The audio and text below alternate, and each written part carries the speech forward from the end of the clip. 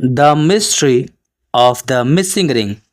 एक रिंग जो कि खो गया है, उसकी मिस्ट्री, उसका रहस्य।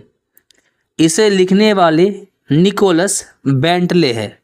अगर निकोलस बेंटले के बारे में बात करें तो एक ब्रिटिश ऑथर है, एक इलिस्ट्रेटर है। उन्होंने बहुत सारे कार्टून बुक्स और मैगजीन्स भी लिखे हैं। तो अब इसी के साथ अब हम शुरू करते हैं हमारी स्टोरी। स्टोरी की शुरुआत में नरेटर बोलते हैं। नरेटर ऐसे व्यक्ति को बोला जाता है जो कहानी बता रहा होता है। तो यहाँ पर नरेटर बोलते हैं कि मैं एक ऑब्जर्वेंट मैन हूँ। ऑब्जर्वेंट मैन ऐसे व्यक्ति को बोला जाता है जो छोटी सी छोटी और बारीक सी बारीक चीज़ पे बहुत ही ज़्यादा ध्यान रखते थे। तो वह अपने बगल में होने वाले हर एक चीज़ के बारे में ध्यान रखते थे। कौन चीज़ें हो रही है तो कैसी हो रही है।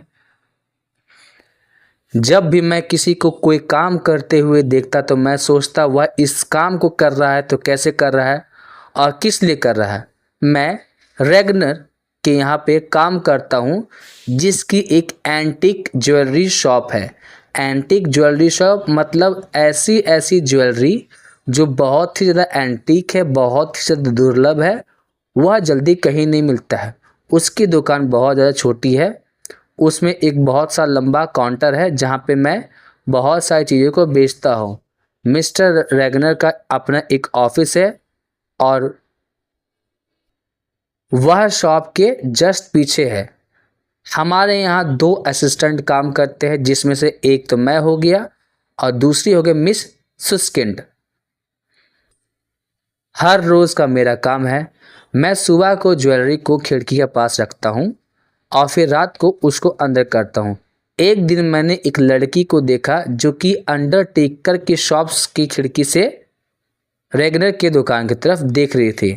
अंडरटेकर शॉप किसे बोला जाता है? तो एक ऐसा पर्सन जो मरे हुए लोगों के लिए कब्र बनाता है या फिर जो ताबूत होता है वह बनाता है। तो मैंने क्या देखा कि एक लड़की थी, वह अंडरटेकर के शॉप की खिड़की से रेगनर के दुकान की तरफ देख रही थी। और उस खिड़की के पास क्या था? तो मात्र 2 अर्न। अर्न क्या होता है? एक तरह का बड़ा सा वेसल होता है जिसमें मरे हुए लोगों की राख या फिर अस्थियां जिसे हम बोलते हैं वह रखी जाती है।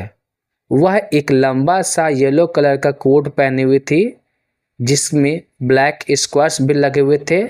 उसके बाल पीले कलर के थे। उसके सिर पे किसी तरीके का कोई हैट नहीं था और उसके शूज़ थोड़े लो हील वाले थे। मैं उसकी तरफ कुछ देर तक देखता हूँ, तभी अचानक से रेगनर के दुकान में एक आदमी आता है। उसके कपड़े बहुत ज़्यादा साफ सुथरे थे और उसका जो नेक टाई था वो थोड़ा चमकीला था। वह लगभग 35 साल के आसपास का होगा और वह कुछ चबा रहा था। उसने मुझसे कहा कि वह कुछ रिंग देखना चाहता है। तो मैंने 3 ट्रे रिंग्स उसके सामने लाई, जिसमें से उसने क्या किया, 2-3 रिंग उठाया और मुझसे उसका प्राइस पूछने लगा। जिस तरीके से वह रिंग उठा रहा था मुझे यह पता चला कि वह लेफ्ट हैंडेड है। वहाँ पे एक बहुत ही सुंदर सी रिंग थी डायमंड की और रूबी की, जिसमें फ्लावर का शेप लगा हुआ था। अब यहाँ पे जब उस आदमी ने उसका प्राइस पूछा तो मुझे लगा कि शायद उसके लिए वह प्राइस बहुत ही ज़्यादा है। तो मैंने एक चौथा ट्रे निकाला जिसे सेफ में रखा गया था, जहाँ पे मैं ज़्यादातर रात को ज्वेलरीज को लॉक करके रखता हूँ। तो मैं उसे निकालता हूँ और काउंटर पे रखता हूँ। तभी मैं यह नोटिस करता हूँ कि वह डायमंड और रूबी फ्लावर की जो रिंग थी वो वहाँ पे नहीं थी। तो मैंने उस चौथे ट्रे को रखा और मैंने मिस सुस्किन की तरफ इशारा दिया। वह मेरे पास आई और मेरे बगल में वह खड़ी हो गई। मैंने कहा, तो सर आपने यह डिसाइड कर लिया कि वह फ्लावर रिंग आप लेने वाले हैं? अगर आप वह से लेना चाहते हैं तो मुझे दीजिए, मैं उसे बॉक्स में रख देता हूँ। जिस पे वह आदमी बोलता है कि मैंने तो अभी तक कुछ डिसाइड नहीं किया। तो उसके बाद मैंने मिस सुस्किंड को बोला कि जा करके मिस्टर रेगनर को बुला करके लाए। फिर मैं काउंटर से बाहर आता हूँ और रिंग ढूंढने लगता हूँ। वह आदमी भी मेरे साथ रिंग ढूंढने में मेरी मदद कर रहा होता है। तभी मिस सुस्किंड और मिस्टर रेगनर वहाँ पे आते हैं और वो लोग भी ढूंढना शुरू करते हैं। मिस सुस्किंड बोलती है कि शायद आपको अपने ट्राउजर्स के नीचे वाले एरिया में देखना चाहिए, हो सकता है रिंग वहीं पे गिर गई हो।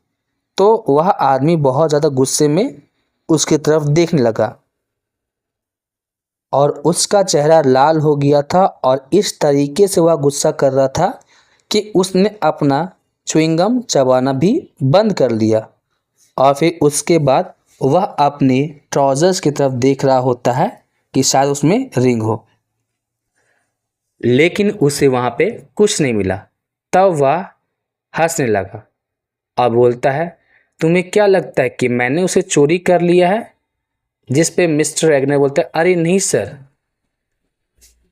मुझे एक रिपोर्ट बनानी पड़ेगी इंश्योरेंस कंपनी के लिए कि वह गुम हो गई है, इसलिए मैं यह श्योर करना चाह रहा था कि कहीं वो रिंग गलती से तो आपके कपड़ों के अंदर नहीं घुस गई।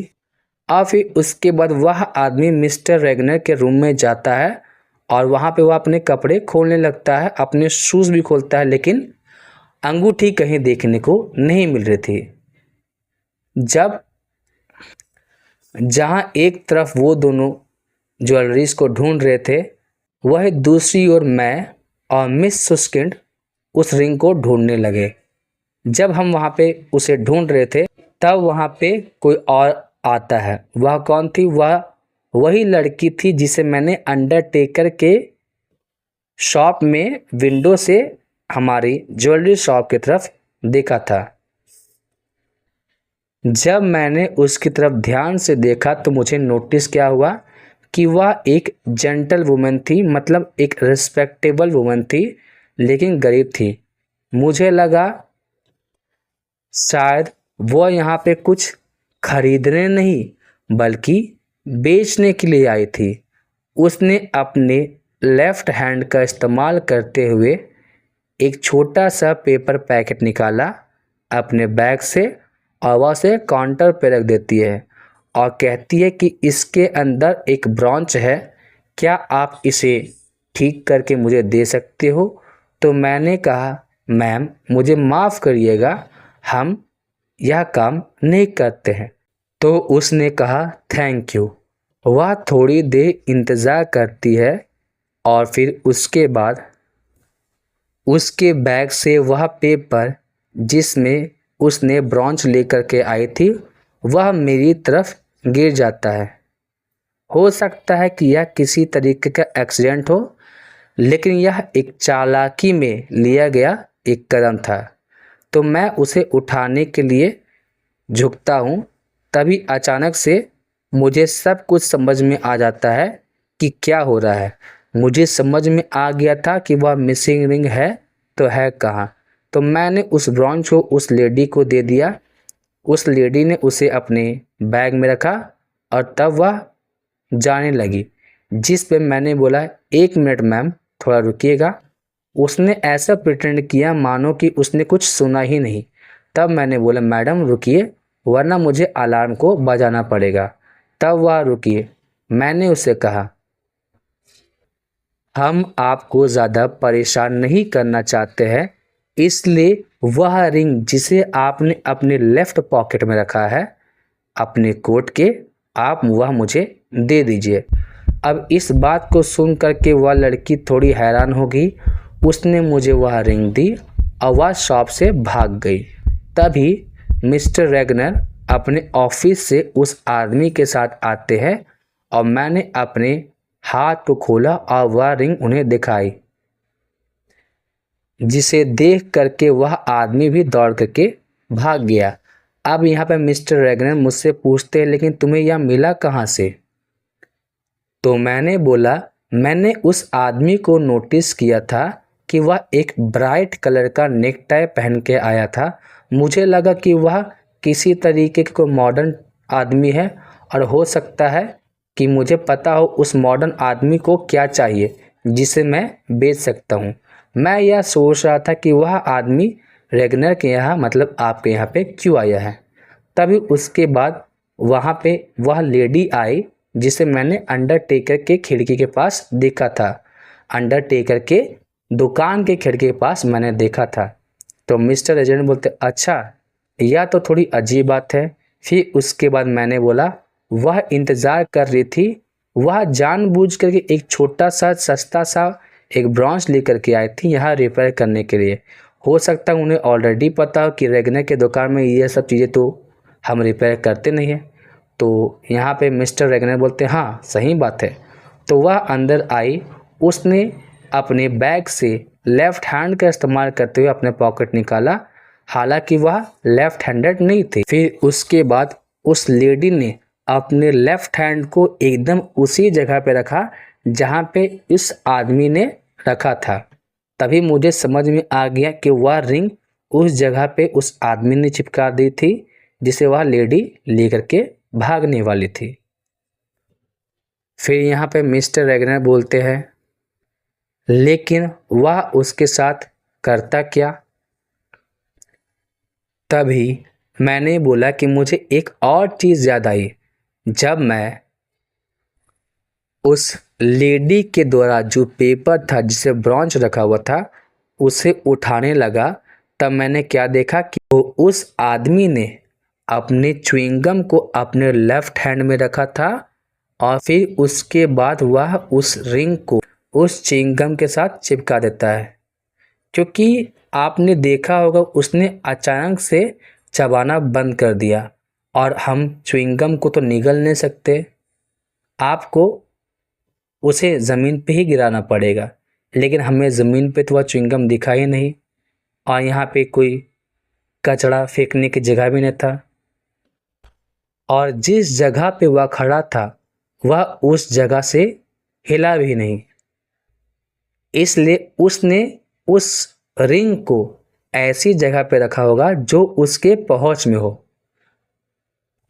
ऐसा कोई जगह नहीं था जहां पे वह रिंग को रख सकता था, बस काउंटर के किनारे।